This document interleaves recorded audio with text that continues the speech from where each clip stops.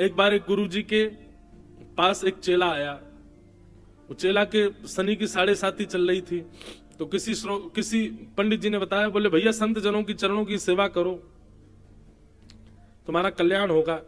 गुरु जी के पास आ गया, बोले कि मुझे आपकी चरणों की सेवा करनी है। अब गुरु जी भी थोड़े से लोभी थे, पैर वैर दबाने के, और चेला को भी 7:30 हटानी थी। तो गुरु जी बोले ठीक है चलो तुम पैर सेवा किया करो। अब तो रोज घी लेकर के आवे, खूब पैर चमकावे महाराज गुरु जी के, खूब पैर दबावे, ऐसी सेवा करे कि गुरु जी का ऊपर का अंग कुछ नहीं है, सब कुछ यही है, पैर ही पैर की खूब सेवा करे। दूसरे दिन एक और चेला, उसकी भी 7:30 चल रही, उसको भी पंडित जी ने कहा कि चरणाश्रित हो जाओ। वो भी गुरु जी के पास आ गया, बोले मुझे भी चरण सेवा दो।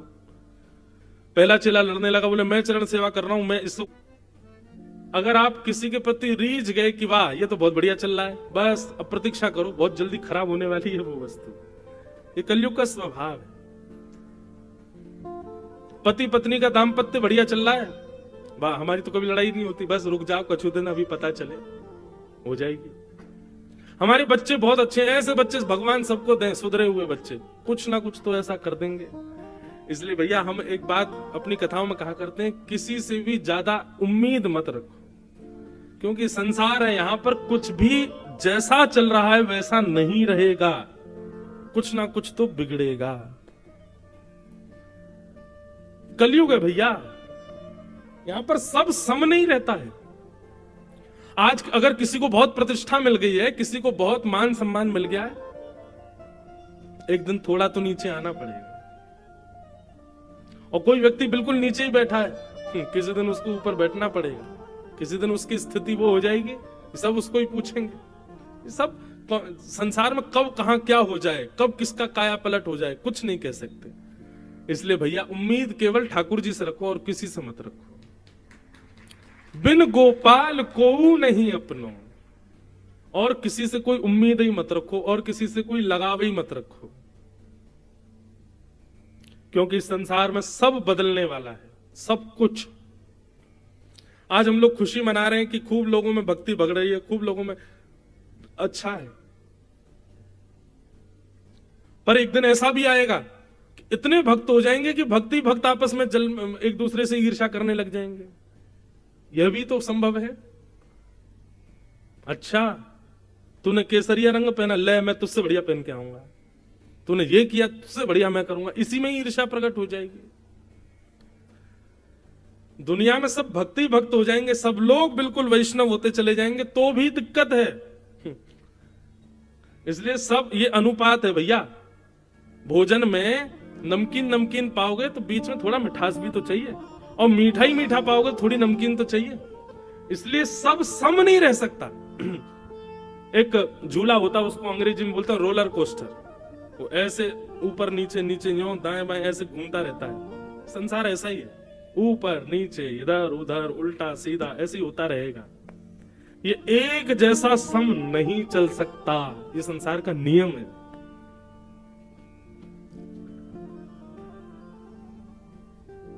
राजा परीक्षित के राज्यकाल का अगर आप लोग भाव सुन लेंगे ना, तो कहेंगे ऐसा राजा तो कोई हुआ ही नहीं होगा। कहते हैं कारागृहों में जंग लग गई थी परीक्षित के राज्यकाल में। क्यों? कोई बंदी बनता ही नहीं था, कोई गलत कुछ करता ही नहीं था। जितने भी सिपाही हैं पकड़ने वाले, ये सब अपने घरों में ही पड़े रहते थे, सब मोटे हो गए थे। क्यों? मेहनत करते ही नहीं थे, कुछ करने का कोई जरूरत ही नहीं है, क्योंकि गुनाह कोई करता ही नहीं था। ऐसा था परीक्षित का राज्य। कोई हिंसा नहीं, कोई छल नहीं, कोई कपट नहीं, कोई दंभ नहीं, कहीं चोरी चकारी नहीं, कुछ भी गलत नहीं होता था परीक्षित के राज्यकाल में। और सब लोग बड़े प्रसन्न होते थे, वाह वाह वाह भैया, ऐसा राजा होना चाहिए, ऐसा युग होना चाहिए, ऐसा सब होना चाहिए। लेकिन बस प्रतीक्षा करनी थी। क्यों? क्योंकि बहुत जल्दी आक्रमण होने वाला था, और एक दिन आक्रमण हो गया। कैसे? राजा परीक्षित भ्रमण करते हुए वन में गए, और वन में उन्होंने देखा कि एक वृषभ यानी कि बैल, उसके 3 पैर कटे हुए हैं, वो एक पैर पर खड़ा है, और एक व्यक्ति उसके चौथे पैर को काट रहा है। वो व्यक्ति कोई और नहीं, कलयुग था। कलयुग को देख करके राजा परीक्षित ने तलवार निकाली, बोले मेरे राज्यपाट में हिंसा करने वाले तुम कौन हो? जैसे ही तलवार घुमाने लगे, परीक्षित जी के चरणों में कलयुग आ गया। बोले भगवान मुझे मत मारिए, मैं ब्रह्मा जी के द्वारा बनाया गया कलयुग हूं, मैं युग हूं।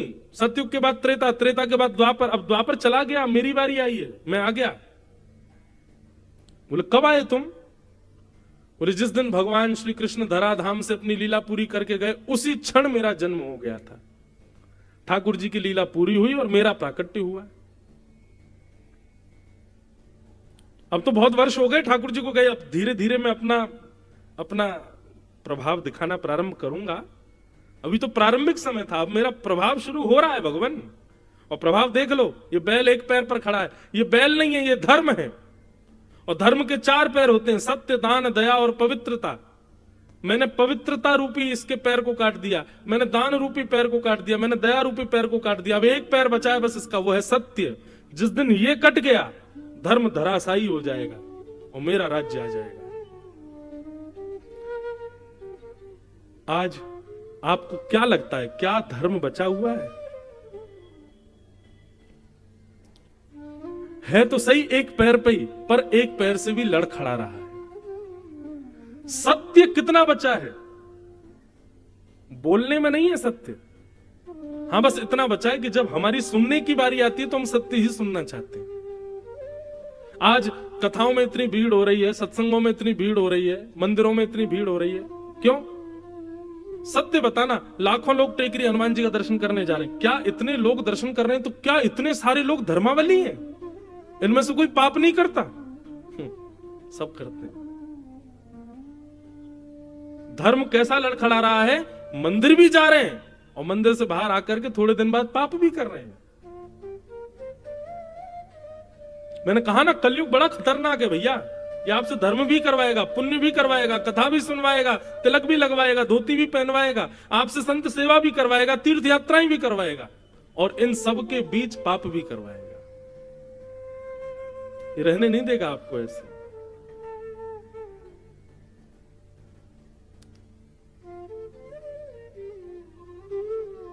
बस इसीलिए मैं बार बार कहता हूं, हम पे समय बहुत कम है, अभी समय है।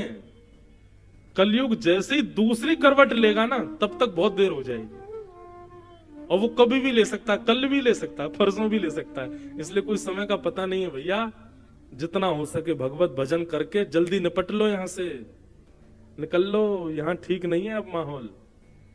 अभी कथा भागवत आदि चल रही है, लेकिन ये ज्यादा समय तक नहीं चलेगी। मैं घोषणा कर रहा हूं मंच से, कुछ समय बाद ये सब नहीं हो पाएगा, भयावह समय आएगा और कथा, संत, महापुरुष, वैष्णवों को ही केंद्र बिंदु बनाया जाएगा, कुछ गलत किया जाएगा।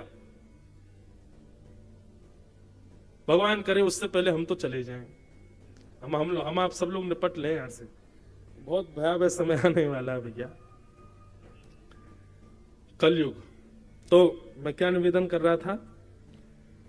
सत्य के पैर काट रहा था कलयुग, धर्म का अंतिम पैर सत्य। परीक्षित जी महाराज चिंतित हो गए, बोले कि अरे कलयुग तुम आ गए? बोले जी निकलो अभी यहां से, तुम मेरा राज्य छोड़ करके जाओ, कहीं और जाकर के रहो, लेकिन मेरे राज्य में तुम नहीं रहोगे। बोले महाराज पृथ्वी के एक छत्र सम्राट हो आप, कहां जाऊं मैं? पूरी पृथ्वी के राजा हो और पूरी पृथ्वी पर मेरा आक्रमण। राजा परीक्षित बोले मैं जीने तो नहीं दूंगा तुमको यहां पर। बोले ये ब्रह्मा के द्वारा बनाया गया नियम है, आप इसको तोड़ नहीं सकते, आपको मुझे स्वीकार करना पड़ेगा। हां, आपकी इस वेदना को मैं थोड़ा सा इसका समाधान ये कर सकता हूं कि आप मुझे स्थान दे दीजिए कि ये तेरे स्थान है, तुझको यहीं रहना है। मैं आपको वचन देता हूं, उन स्थानों का मैं कभी त्याग नहीं करूंगा, मैं उन्हीं स्थानों में रहूंगा। और आप खुद देखिएगा, ये संसार के लोग खुद मेरे पास आएंगे, आप मुझे स्थान दो। कल परीक्षित जी बोले मैं ऐसे स्थान दूंगा कि कोई जाएगा ही नहीं तुम्हारे पास। बोले देख के दे लीजिए, जितने बुरे से बुरा स्थान दे सको दे दीजिए, लेकिन मैं भी वचन दे रहा हूं, ये कलयुग है महाराज, मेरा युग है, आदमी स्वयं मेरे पास आएगा। और 5 स्थान दिए कलयुग को। आज भी बंधुओं, और कलयुग के अंत तक भी कलयुग केवल 5 ही स्थानों पर रहेगा, लेकिन प्रभाव वो सब पर करेगा। और ये 5 स्थान कौन कौन से? द्यूतम, पानम, स्त्रिय, सूना, यत्रा धर्मश्चतुर्विध, पुनश्च याचमानाय जात रूप मदात प्रभु। तो 5 स्थान। सबसे पहले कलयुग का स्थान क्या है? जुआ।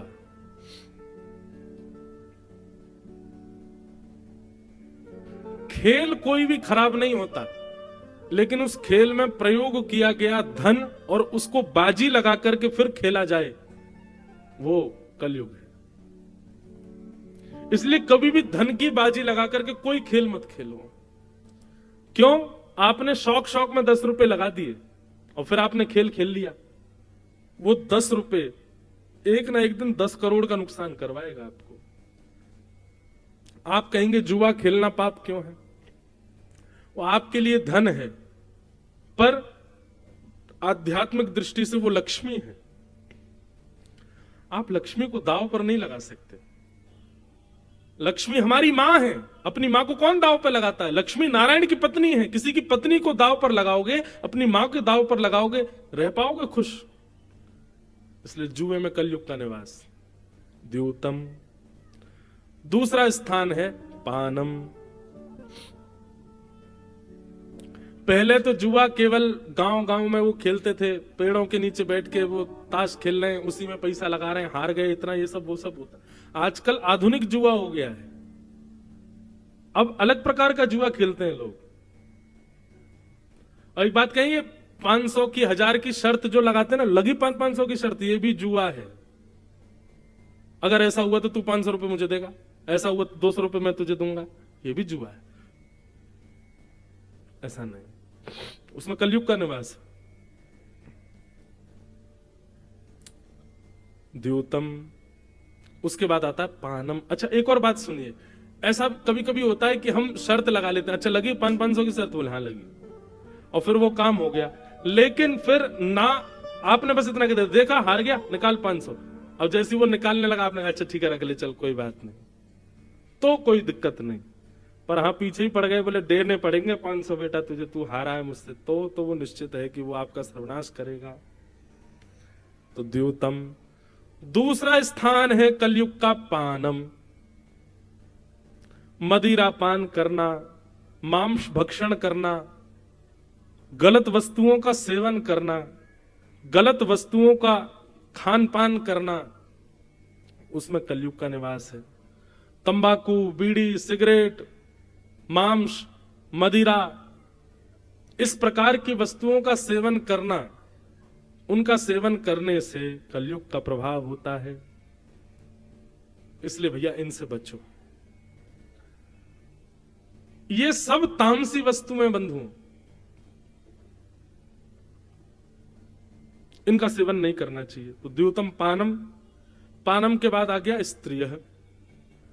पर स्त्री संग, पर पुरुष संग, विवाह के पश्चात अन्य के प्रति भाव प्रकट करना हृदय में, उसमें कलयुग का निवास है। कलयुग आपको छोड़ेगा नहीं। तो द्योतम, पानम, स्त्रिय।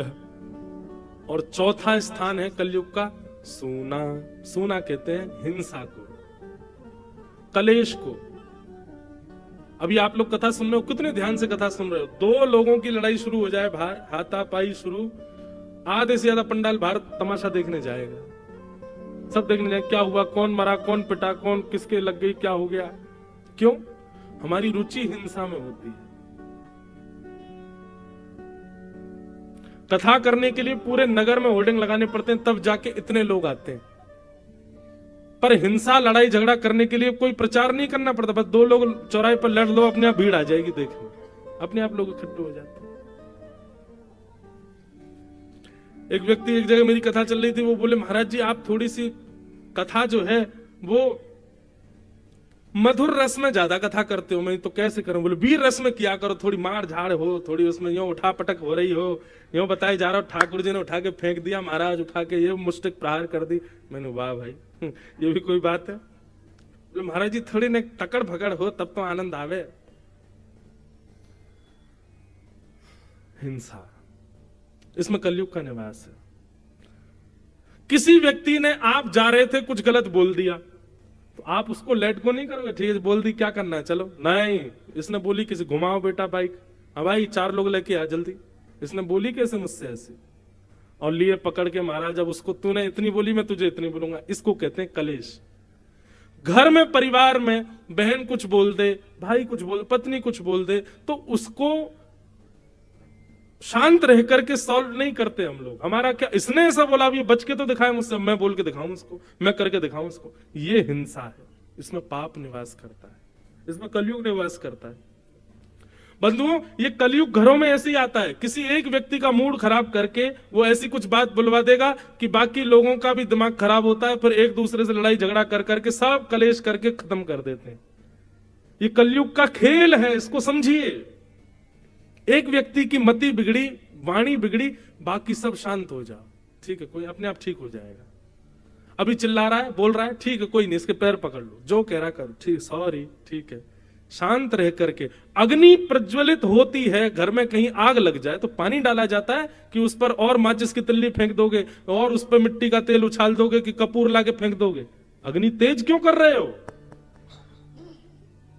जैसे घर में आग लगने पर पानी डालते हैं, ऐसे ही घर के, परिवार के, मित्रों के, अपने संबंधियों में किसी एक में आग लगे, पानी डालो। और पानी का मतलब प्रेम, प्रेम बरसा, उसको हृदय से लगा लो, उसके पैर पकड़ लो, थोड़ा उसको समझा लो, मना लो, ज्यादा नहीं मानना, मौन हो जाओ, शांत हो जाओ, बैठ जाओ। जल का जो स्वभाव है वो प्रकट करो। आप अग्नि बन जाओगे तो फिर जल के राख हो जाओगे, और तब कलयुग नाचेगा, आ गया मैं, हो गया मेरा आक्रमण। और फिर जाओगे, महाराज जी घर में बड़े कलेश होते हैं, क्या करें? बोले हाय टांग लो घर के बाहर, काला ये वो बना के टोटका यूं कर लो, नींबू मिर्च लटका लो घर के बाहर, चप्पल टांग लो एक, उससे ठीक। अरे कलयुग इनसे रुकने वाला नहीं है। कलयुग का प्रभाव आपके परिवार में हो, आज के बाद अब घर में देखिएगा, कभी भी अगर कलेश की नौबत आवे, समझ जाना ये कलयुग है। और हमको अग्नि बनकर के नहीं, हमको जल का काम करना। हम जल कैसे बने ताकि ये शांत हो? उसको आने मत दीजिए अपने घर। द्योतम पानम स्त्रिय सोना। अब आया पांचवा क्या है? बिना मेहनत के कमाया गया धन, बिना परिश्रम के कमाया गया धन, घर बैठे बैठे कमाया गया धन, उसमें कलयुग का निवास है। सोचिए, जहां बुद्धि ना लगती हो, जहां शारीरिक श्रम ना होता हो, जहां पर आपका दिन घर के बाहर व्यतीत ना होता हो, ऐसे जब आप धन कमाते हैं तो वो आपके हृदय को विकृत करता है, आपकी बुद्धि को विकृत करता है। बीच में एक टाइम आया तक वर्क फ्रॉम होम कर रहे थे सब लोग, घर से काम कर रहे थे, घर से पढ़ाई कर रहे थे, बच्चों के स्कूल बनते तो घर से ही पढ़ रहे थे। सही बताना, क्या हो रहा था वर्क फ्रॉम होम? क्या पढ़ाई हो रही थी बच्चों की घर पे? कुछ नहीं हो रहा था। जब तक आप पारिश्रमिक नहीं बनोगे, जब तक थोड़ा श्रम अपने तन से, बुद्धि से नहीं करोगे और उसके बदले धन नहीं कमाओगे, तब तक वो धन अशुद्ध है। आजकल भारत में एक नया काम शुरू हो गया कि लोग बाग ऐसे कामों की ज्यादा खोज करते हैं जिसमें कुछ करना नहीं पड़े, एक बार का इन्वेस्टमेंट, फिर पड़े पड़े कमाते रहेंगे। बैंक के भी ऐसे ही ऑफर आते हैं, मतलब आपको कुछ नहीं करना, एक बार पैसा लगाना है, फिर तो घर पे अपने आप पैसा आता रहेगा। इनसे बचो। ये जो घर में पैसा आता रहेगा, अपने आप कुछ करने की जरूरत नहीं, वो प्रॉपर्टी किराए पे दे दी, ठीक ठीक, ये कर दिया, वो कर दिया। अच्छा, अगर आपके काम ऐसे हैं भी तो उस धन को अलग रखो, उसको अपने प्रयोग में मत लीजिए। वो साल भर में कोई धर्म कर्म के कार्य हो उसमें लगाओ, असहाय लोगों की कोई सेवा हो वहां लगाओ, किसी गरीब कन्या का विवाह हो, किसी बालकों के पढ़ाने के लिए करना हो, वहां पर उस धन का प्रयोग करो। जैसे हमने दुकान किराए पे दे दी, अपना घर किराए पे दे दिया, जमीन किराए पे दे दी। अब ये मेहनत का धन तो नहीं है। आप कहोगे जमीन हमारी, तो मेहनत क्या कर रहे हो उसमें? आपने उसको किराए पे दे दिया, वो लेके उसमें बढ़िया कमा रहा है, उसका आधा आपको दे रहा है, आपको तो घर बैठे मिल रहा है ना। उस धन को अलग रखो, अपने प्रयोग में मत लीजिए उसको। अपने घर के और अपने प्रयोग में तो वही धन लाइए जो आपने परिश्रम से कमाया। बंधुओं, ये पूरी यदुवंशियों के सर्वनाश की कथा ही यहीं आती है।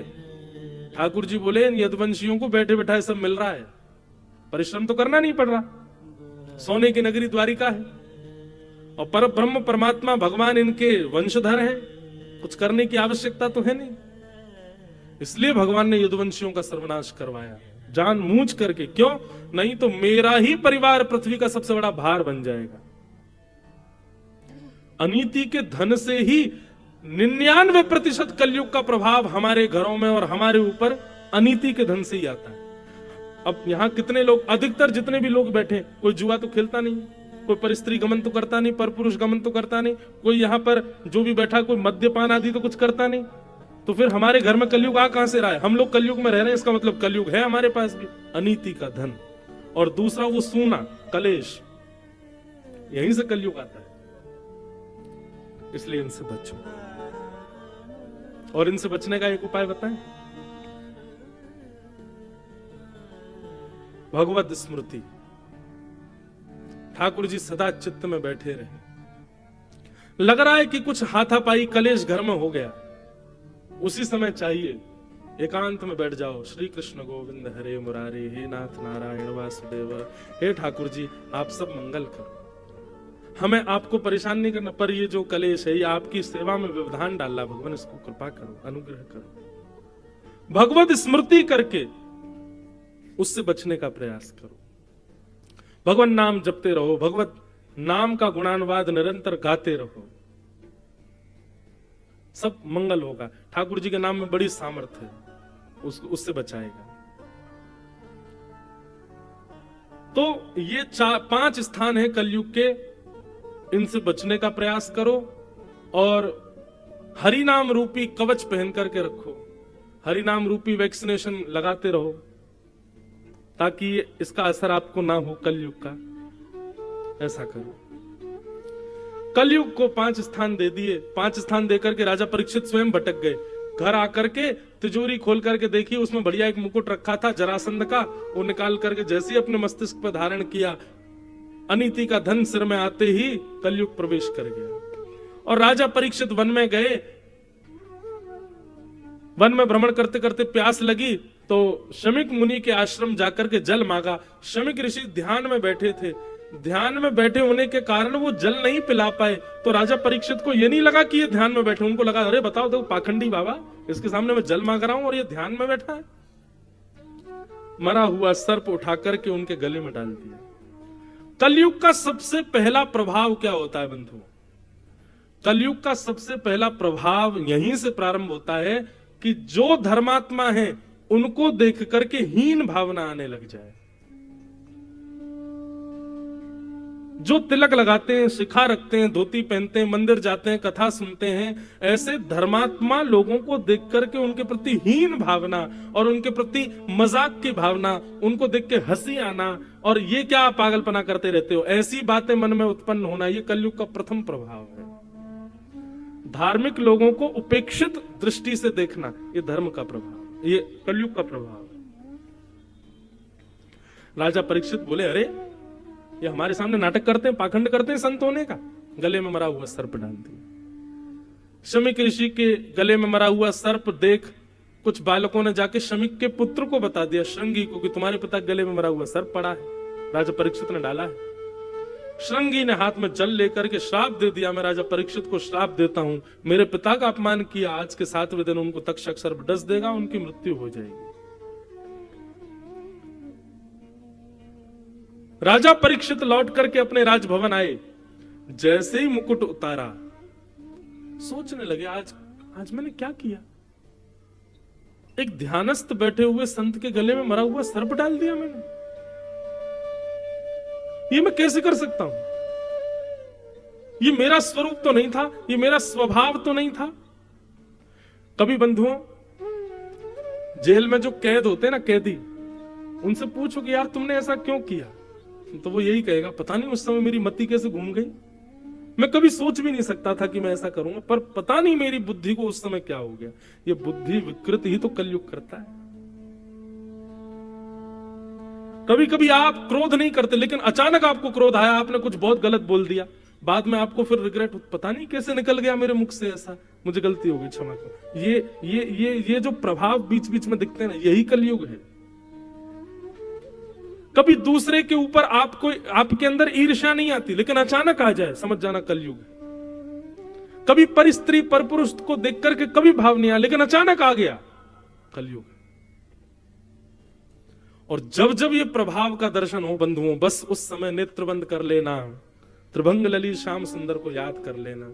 कली आया भी होगा तो उनके आते ही चला जाएगा, भाग जाएगा वहां से, ठाकुर जी आ गए, अब मेरा स्थान नहीं है यहाँ पे।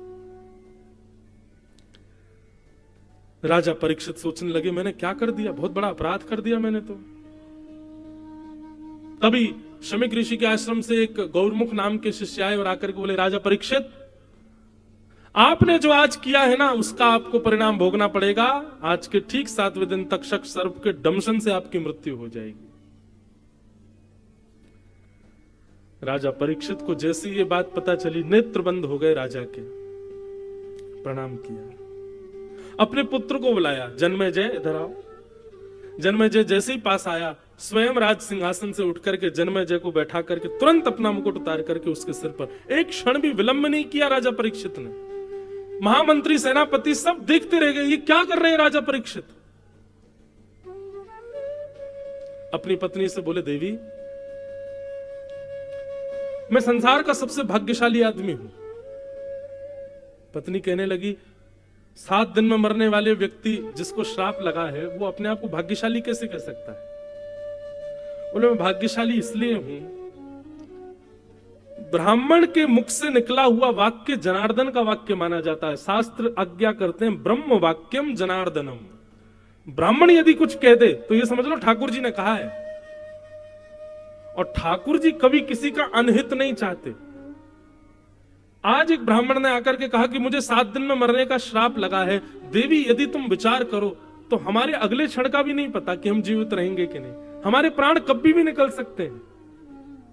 मैं आज रात्रि सोऊंगा, कल की कथा कहूंगा, कोई गारंटी नहीं। आप आज की कथा में आए हो, कल आओगे, कोई गारंटी नहीं। कभी भी किसी के भी प्राण निकल सकते हैं।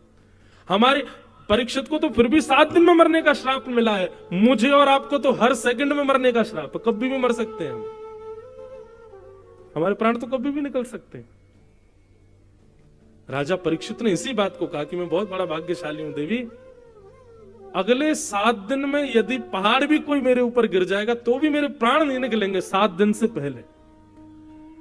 प्राण तो अब 7 दिन बाद ही निकलेंगे। इसलिए संसार को कोई व्यक्ति नहीं कह सकता कि मैं अगले घंटे जीवित रहूंगा, लेकिन मैं दावे से कह सकता हूं कि अगले 7 दिन तक मुझे कोई नहीं मार सकता।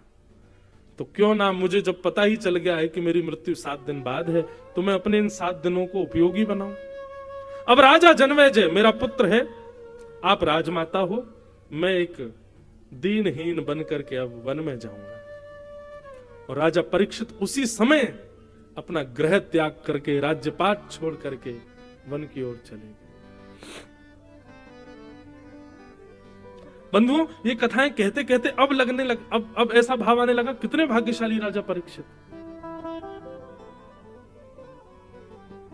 लेकिन भैया वही बात है, हम आप सब लोग राजा परीक्षित जैसे नहीं हो सकते। हमको अगर ज्योतिषी बता दे भैया अगले 7 दिन में तुम्हारी मृत्यु है, तो कहो तो 7 सेकंड में ही नहीं हमको अटैक आ जाए, बोलो मर जाएंगे, जाके पत्नी को सीधे हृदय से लगा लेगा, अरे देवी अब 7 ही दिन बच्चे में क्षमा कर देना, बच्चों को तुमको जो चाहिए खा लो भैया, वहां पैसा रखा उसको व्यवस्थित। हम इतने ज्यादा मतलब निकृष्ट हैं, इतने संसारी हैं, हमको अगर पता चल जाए कि हमारे पास इतना समय बचा है और इतनी देर में हमारी मृत्यु है, निश्चित है हम भजन नहीं स्वीकार करेंगे।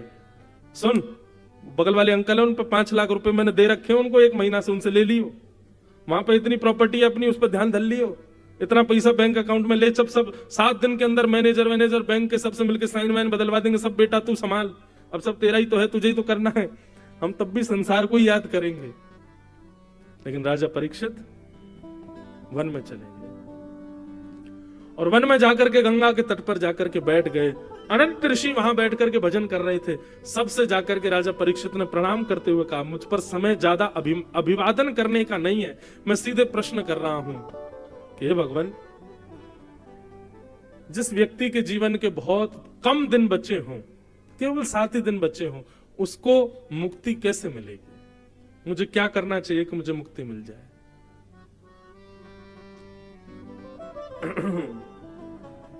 सबने अलग अलग बातें बताई। कोई बोला गंगा जी में खड़े हो जाओ, कोई बोला हिमालय पे चले जाओ, कोई बोला ये करो ये करो ये करो, लेकिन कोई भी प्रमाण से नहीं बोल पाया कि मुक्ति मिलेगी। तभी वहां पर श्री सुखदेव जी महाराज का आगमन हुआ। बोलो सुखदेव जी महाराज की जय। सुखदेव जी आकर के सीधे आसन पर बैठ गए और परीक्षित ने चरण पकड़ लिए। बोलो भगवान, परीक्षित ने एक आसन रखा था, आप में से जो जिम्मेवारी ले 7 दिन में मुझे मुक्ति देने की, वो यहां आकर के बैठे। कोई नहीं बैठा उस पे आके। 16 वर्ष के नन्हे से तुम द्वष्ट वर्ष, श्री सुखदेव जी महाराज आकर के उस पर बैठ गए और इतने विश्वास के साथ आकर के बैठे पद्मासन में। राजा परीक्षित को मुक्ति दिलाने के लिए मानो स्वयं चल करके श्री राधा रमन लाल पधारे हों सुखदेव जी के रूप में। सुखदेव जी के चरणों में वंदन किया और कहा, भगवान मेरे जीवन के केवल 7 दिन बचे हैं, मेरी मुक्ति का उपाय बताइए। अब यहां से सुखदेव जी महाराज कहना प्रारंभ कर रहे हैं और परीक्षित चरणों में विनती कर रहे हैं, तेरी शरण में आके मैं धन्य हो गया, तेरी शरण में आके सब लोग करताल बजा के हो गया। बंधुओं, हम सब भी परीक्षित हैं, हम भी सुखदेव जी से प्रार्थना कर रहे हैं, हे सुखाचार्य जी, इतने अल्प आयु में भगवत प्राप्ति का साधन आप ही हमको बता सकते हैं। हे भागवत जी, आप ही हमको आज्ञा करिए कि हम कैसे भगवत प्राप्ति करें। बंधुओं, आज 4 दिन हो गए कथा को, 4 दिन की कथा और शेष बची है। सब लोग भागवत जी से प्रार्थना करो, हे भागवत जी, हम बड़े भाग्यशाली हैं कि आप चल के हमारे नगर में पधारी, आप आकर के ये सुंदर ज्ञान हमको प्रवाहित कर रही हैं, जिससे हमारा जीवन सुखद आनंद में बनेगा। इसलिए सब लोग करताल बजा करके भागवत जी से प्रार्थना करते हुए गाओ, तेरी शरण में आके मैं धन्य हो गया, तेरी शरण में आके मैं धन्य हो गया। जन्मों की प्यास थी जो,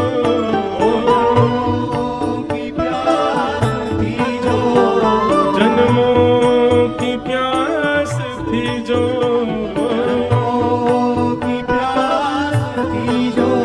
संपन्न हो गया, तेरी शरण में आके मैं धन्य हो गया। श्री राधा रमन लाल की, श्री टेकरी हनुमान जी महाराज की।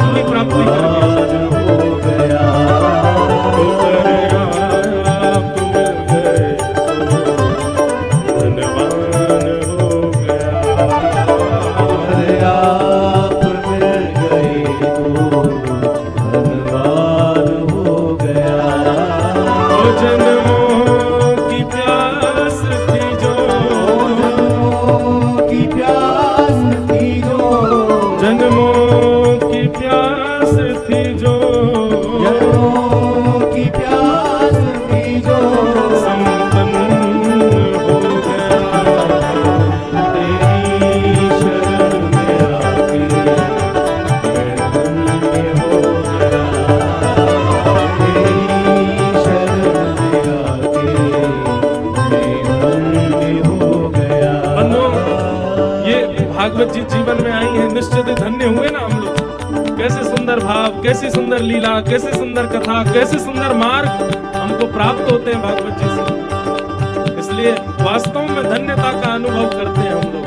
इसलिए बड़े भाव से करताल बजा करके, दोनों भुजा उठा कर करताल बजा कर भागवत महापुराण की।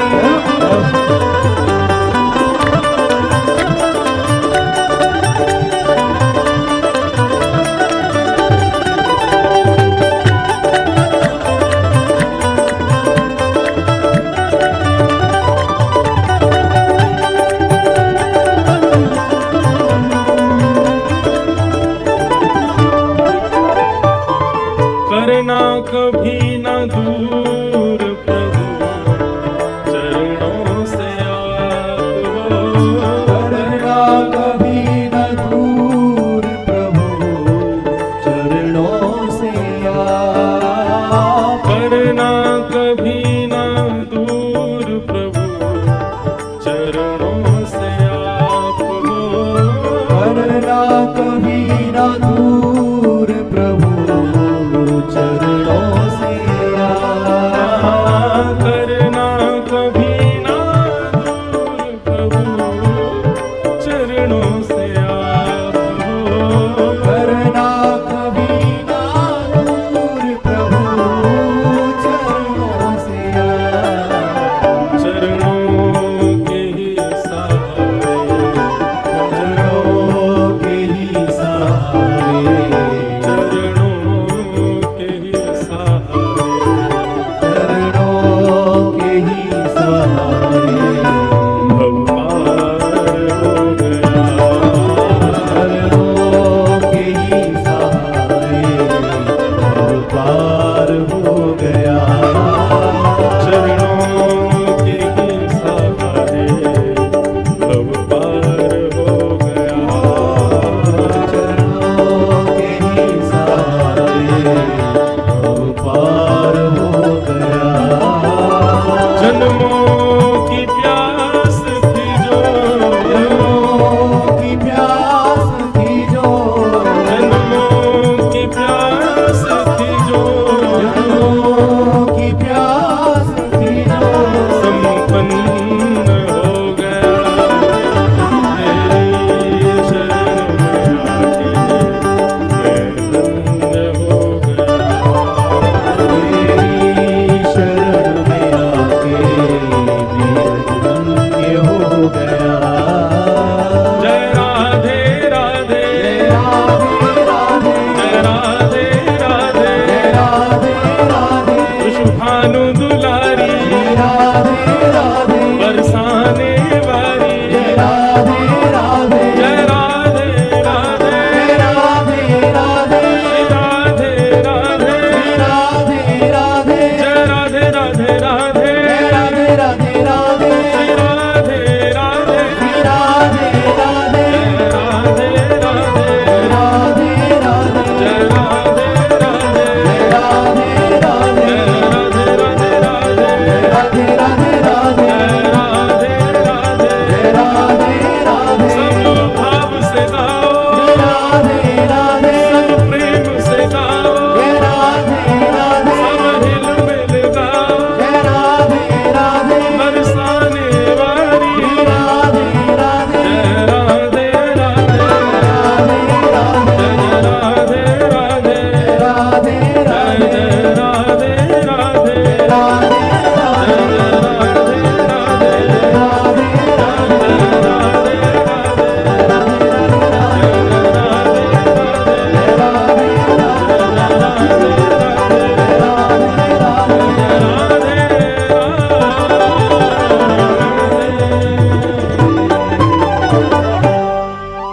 भागवत महापुराण की जय। श्री सुखदेव जी महाराज की, श्री परीक्षित जी महाराज की। बंधुओं, जीवन में ठाकुर जी कहते हैं मैं मानव के ऊपर 3 कृपा करता हूं, जीव के ऊपर 3 कृपा करता हूं। बहुत ध्यान से सुनिएगा सब लोग। हम पे कौन सी हो गई है नेक्स्ट सुनो। ठाकुर जी कहते हैं सबसे पहली कृपा मेरी क्या है? कि नदे माध्यम सुलभम सुदुर्लभम। सबसे पहली मेरी जीव के ऊपर कृपा ये है कि मैंने उसको मानव बना दिया। हमारे ऊपर एक कृपा तो हो चुकी है ठाकुर जी की कि हम मानव हैं, जीव जंतु नहीं है, कोई कुकर सुकर नहीं है, गधा नहीं है, मछली नहीं है, जिब्रा जिराफ नहीं है, हम लोग मानव है। ये ठाकुर जी की पहली कृपा है। इसलिए जो लोग कोसते हैं मानव होने के बाद भी, ठाकुर जी ने क्या किया, अरे तुमको आंख नाक कान पैर सब दे दिए, मानव बना दिया, सबसे पहली कृपा है ठाकुर जी की। और भगवान ये बात आपको पता, मानव ये जो हम बैठे हैं ना, मानव ऐसे नहीं मिल जाते हैं। शास्त्रों में इसकी पूरी कथा बताई गई कैसे मिलता है। 84 लाख योनियों में मैं और आप हम सब घूमते रहते हैं, कभी चींटी बनते हैं, मर जाते हैं, फिर ठाकुर जी के पास जाए, ठाकुर जी एक बार एक मौका दे दो हमको। क्यों? इस 84 लाख योनियों के चक्कर से बचने का एक ही द्वार है, एक ही मौका है, और वो है मानव। मानव बनके ही आप इस चक्कर से निकल सकते हो। अन्य किसी योनि में अगर आप किसी योनि को देखते हैं, कुकर सुकर और छिपकली आदि इनको देखो ना, तो ये समझना अब ये बहुत भटकने वाले हैं, अभी इसके बाद ना जाने क्या बनेंगे, फिर कहीं जाएंगे, फिर कहीं जाएंगे। तो हम लोग पहले कभी चींटी बने, मर गए, फिर ठाकुर जी के पास गए, ठाकुर जी एक मौका दे दो भगवान, नहीं अभी जाओ जाओ, कुकर बनो, कुकर बना दिए, फिर मर गए, फिर आए ठाकुर जी एक मौका दे दो, नहीं अब सूकर बनो, सूकर बना दिए, फिर आगे ठाकुर जी एक मौका, ना अब भैंस बनो, जाओ दूध पिलाओ सबको, भैंस बन गए, भैंस बन के आगे ठाकुर जी, नहीं अब मछली बनो, जाओ मछली बन गए, मछली के बाद कॉकरोच बनो, जाओ बाथरूम में पड़े रहना सबके, बना दिए। इस प्रकार ठाकुर जी जब हमको बहुत, जब हम बार बार प्रार्थना करते, गिर जाते, पड़ जाते ठाकुर जी के आगे, ठाकुर जी एक मौका, बस एक मौका दे दीजिए, तब ठाकुर जी कहते हैं अच्छा चलो ठीक है।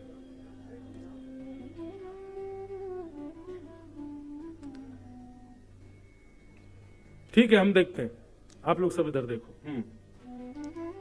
क्या बता रहा था मैं? हाँ, तो फिर ठाकुर जी से हम कहते हैं ठाकुर जी एक मौका दे दो। मानव शरीर मौका है, इसका नाम ही मौका, निकलने का मौका यहां से। तो ठाकुर जी क्या करते हैं, अच्छा तुम बहुत रो रहे हो, बहुत तुम 33 लाख योनि 84 लाख योनियों में भटक लिए, चलो अब तुमको हमें कृपा करते हैं। तब भगवान 5 लोगों को बुलाते हैं। ये 5 लोग कौन है? बोले पंच तत्व, पृथ्वी जल अग्नि वायु आकाश। इन पंच तत्वों को बुला करके ठाकुर जी कहते हैं भैया इसको एक मानव देह देना है, लोन पे, लोन पे देना है इसको, ऋण ऋण। तब ये पंच तत्व हमसे सौदा करते हैं, पृथ्वी जल अग्नि वायु आकाश, ठीक है हम तुमको ऋण दे रहे हैं।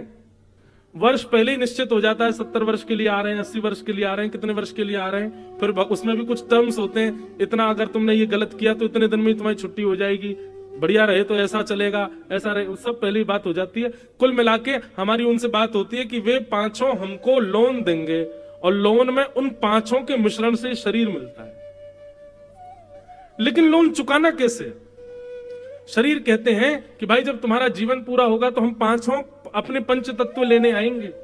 तो जब तुम्हारे परिवार के लोग तुम्हारा अग्नि संस्कार करेंगे, अग्नि तत्व अग्नि में, जल तत्व जल में, वायु तत्व वायु में, पृथ्वी तत्व पृथ्वी में, सारे तत्व अपने तत्व ले जाते हैं। लेकिन हमको ब्याज सहित वापस चाहिए। बोले ब्याज क्या लगेगी?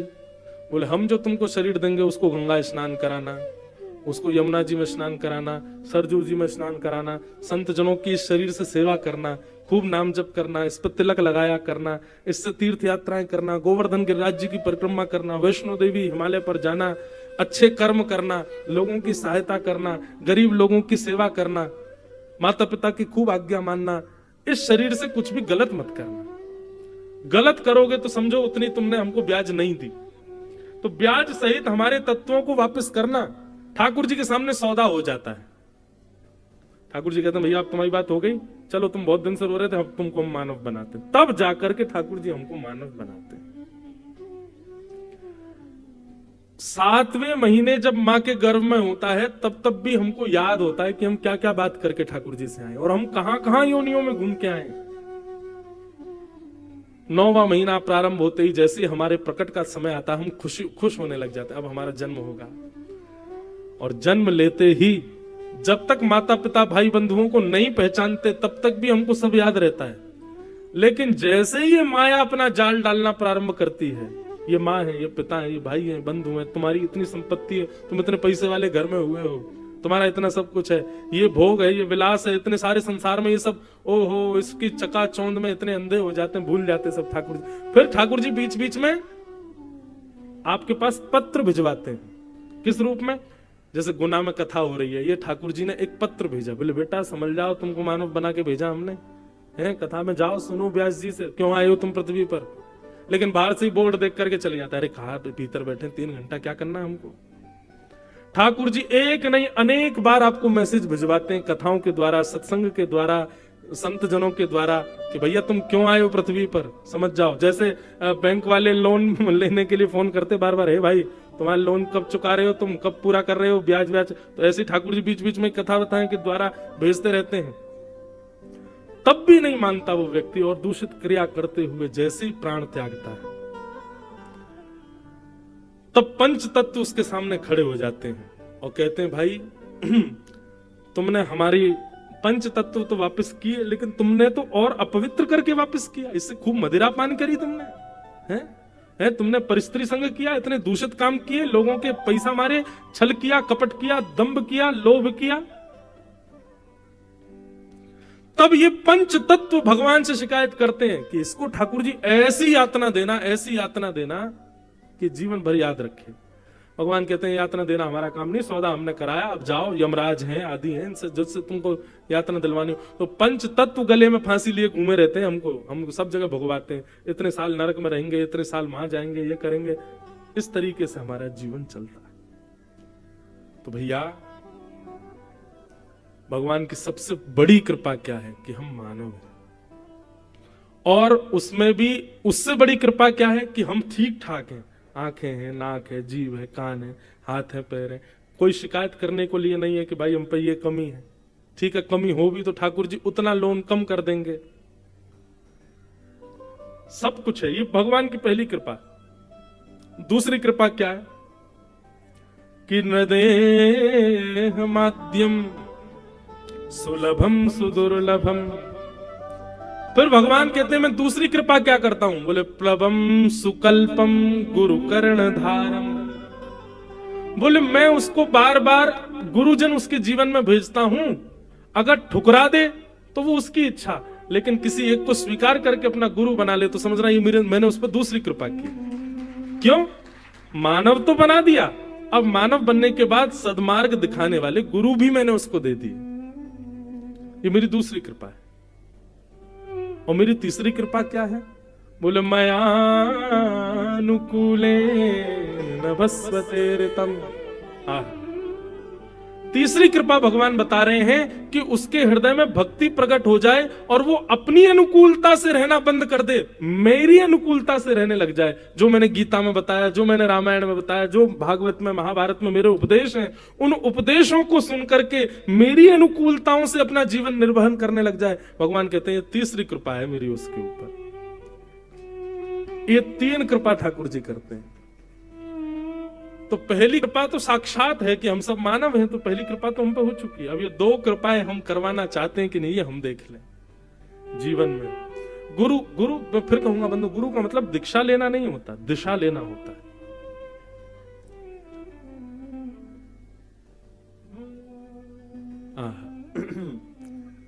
श्री सुखदेव जी महाराज के चरणों में परीक्षित बैठे हैं, और परीक्षित जी बैठ करके कहते हैं, भगवान मेरे जीवन के केवल 7 दिन बचे हैं, मुझे मुक्ति के लिए क्या करना चाहिए, कृपा करके बताओ।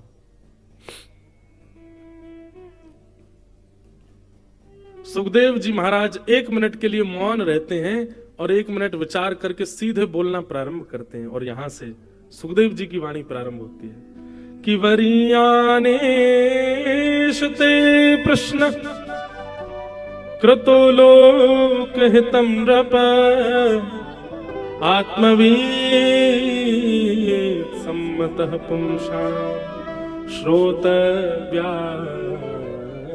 यत्पर। बहुत सुंदर बात कभी कभी इतना आनंद आता है हमको कथा के प्रथम द्वितीय स्कंद में, मन करता है इससे आगे बढ़े ही नहीं, इतनी बढ़िया चर्चा है, इसी को करते रहे। इस बार एक सौभाग्य हमको प्राप्त हो रहा है, 7 दिन 8 दिन की कथाएं, तो फिर अभी आज तक तो देखो कथा आराम से, कल से भागेगी कथा, कल से जल्दी कृष्ण जन्म करना है, फिर गोवर्धन पूजा करना, तो कथा थोड़ी शॉर्ट हो जाती। पर इस बार हमको एक सौभाग्य मिल रहा है, 10 अप्रैल से 11 अप्रैल से 10 मई तक 1 महीना की भागवत कथा है नासिक महाराष्ट्र में। 1 महीना 30 दिन, और वो 30 दिन की कथा होगी महाराज नासिक में, इतना आनंद आएगा। हम तो बस प्रतीक्षा कर रहे हैं वो कथा प्रारंभ हो, फिर एक एक विषय, एक एक भाव। अब यहाँ पर मुक्ति का वर्णन करते हैं श्री सुखदेव जी। मैंने आज तक कथा में नहीं सुनाई होगी, 2 प्रकार की मुक्ति, सद्यो मुक्ति, क्रम मुक्ति। अब वो मुक्तियां कैसी कैसी होती हैं उसका पूरा वर्णन श्री सुखदेव जी आगे करेंगे। फिर उसके बाद में परीक्षित कहेंगे कि नहीं भगवान अब मुझे मुक्ति नहीं चाहिए, फिर सुखदेव जी मंगलाचरण करेंगे, उनके मंगलाचरण इतना सुंदर। अब ये सब कथा 7 दिन के क्रम में हम कह ही नहीं पाते, इतना इतना सुंदर क्रम है। तो ये सौभाग्य मिलेगा, आप सब लोग तो भक्तिपथ यूट्यूब चैनल पे ही सुन लेना, रोज 4 घंटे कथा, 4 घंटा रोज, और 30 दिन तक। क्या कहें महाराज, 5 दिन का तो नंदोत्सव है वहां पे। 5 दिन तक नंदोत्सव ही चलता रहेगा। रोज सुबेरे कथा प्रारंभी, नंद घरानंद भयो जय कन्हैया, यहीं से प्रारंभ होगा। और फिर उसमें और विस्तृत भाव कि नंदोत्सव कैसा मन रहा है, और ब्रज में क्या हो रहा है, ब्रजवासी सब क्या कर रहे हैं, उसका हर दिन अलग अलग भाव आएगा। 3 दिन की गोवर्धन लीला, 3 दिन तक ठाकुर जी के गोवर्धन उत्सव का ही वर्णन, 2 दिन तक रुक्मणी विवाह, भीष्म पितामह की स्तुति तो लगभग 6 दिन की है वहां पे। ऐसे पूरा क्रम बनेगा, इतने दिन ये, इतने दिन ये, इतने दिन ये, बहुत आनंद आएगा, विस्तार से कथा होगी। श्री सुखदेव जी कहते हैं, परीक्षित आप कह रहे हैं 7 दिन में मरने वाली की मुक्ति का उपाय क्या है? देखिए, मैं जो अपनी मति से समझ पाया, श्री सुखदेव जी कहते हैं, परीक्षित ये प्रश्न तुमने अपने लिए नहीं किया, कृतो लोक हितम नृप। कैसे कह सकते हैं? और मरने का श्राप परीक्षित को लगा तो परीक्षित ही पूछेगा ना, लेकिन नहीं, सुखदेव जी की बुद्धि देखिए। सुखदेव जी कहते हैं, परीक्षित ये प्रश्न तुमने अपने लिए नहीं किया। क्यों? मुक्ति की कामना परीक्षित नहीं मांग सकता? बोले नहीं मांग सकता। क्यों? बोले वो ऑलरेडी मुक्त है, क्योंकि ये ऐसा बालक है जिसने अपने जन्म लेने से पहले ही अपनी मां के गर्भ में भगवान का दर्शन किया है। ठाकुर जी ने उत्तरा के गर्भ में प्रवेश करके परीक्षित की रक्षा की है। बोले इसका मतलब भगवत दर्शन इसको प्राप्त हो चुका है, मुक्ति तो इसको मिल ही जानी है। पहला कारण कि मुक्ति के लिए परीक्षित अपने लिए प्रश्न नहीं कर रहा है, क्योंकि उसने भगवत दर्शन कर चुका है वो। दूसरा कारण कि परीक्षित ने अभी अभी एक बात कही, येषाम संस्मरणात् पुंसाम सद्यः शुद्ध्यन्ति वै गृहा किम पुनर्दर्शन स्पर्श पाद शौचासनादिभिः। परीक्षित, तुम इस बात को भली भांति जानते हो कि इतने सारे संत तुम्हारे सामने बैठे हैं। बंधुओं, जैसे इतनी भीड़ में आप श्रोता बैठे हैं, परीक्षित को जब मरने का श्राप लगा तो सोचो इतने संत उनके सामने बैठे थे। और परीक्षित, तुम इस बात को भली भांति जानते हो कि इतने संतों के बीच में तुम कुछ नहीं भी करो, केवल 7 दिन बैठे रहोगे तो भी तुमको मुक्ति मिल जाएगी। संतों के दर्शन से मुक्ति मिलती है। तो एक तो तुमने भगवत दर्शन किया है, दूसरे इतने सारे संत तुम्हारे सामने बैठे हैं, और तीसरा परीक्षित, यदि तक्षक सर्प से तुमको डसवाना ही था तो श्रृंगी 7 दिन का समय नहीं देता।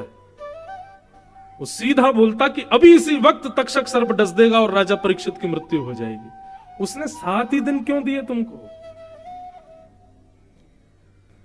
मुक्ति पाने के लिए। और जो तुम मुक्ति मांग रहे हो ना, इस मुक्ति को पाने के लिए 7 जन्म, 7 साल, 7 मिनट, 7 सेकंड की भी आवश्यकता नहीं है। मुक्ति के लिए कितना समय चाहिए? बोले 1 क्षण। सुखदेव जी कहते हैं, किसी व्यक्ति ने जीवन भर पाप किया हो, जीवन भर दूषित काम किए हो, जीवन भर गलत काम किए हो, और ऐसे व्यक्ति के प्राण निकलने वाले हो, शरीर पूरा ठंडा पड़ गया हो, बस अंतिम श्वास नाक से निकलने वाली है, प्राण निकलने वाले हैं और उसी समय उसके कान में कोई कह दे हरिश शरणम, तो उसके जीवन भर के सारे पाप समाप्त, तो उसको मुक्ति मिल जाएगी।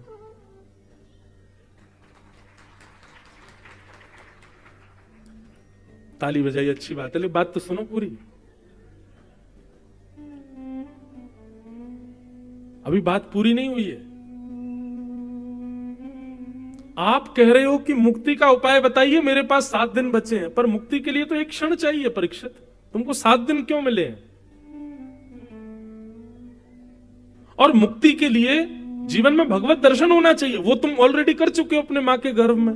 वो बात अलग है कि तुमको याद नहीं है, पर तुम जब अपनी मां के गर्भ में, तो पूरा विश्व जानता है भगवान ने प्रवेश करके तुम्हारी रक्षा की। और तीसरी बात, इतने भजनानंदी संत तुम्हारे सामने बैठे हैं, इनके मुख से हरिनाम संकीर्तन और कुछ नहीं तो बस सत्संगी सुनते रहोगे, 7 दिन में मुक्ति मिल जाएगी। उसके बाद भी तुमने मेरे आने पर यह पूछा कि जल्दी मरने वाली की मुक्ति का उपाय क्या है। मुझे इससे यह बात समझ में आई कि तुम ये अपने लिए नहीं पूछ रहे हो, क्योंकि तुम तो एक क्षत्र सम्राट हो, तुम्हारी मृत्यु के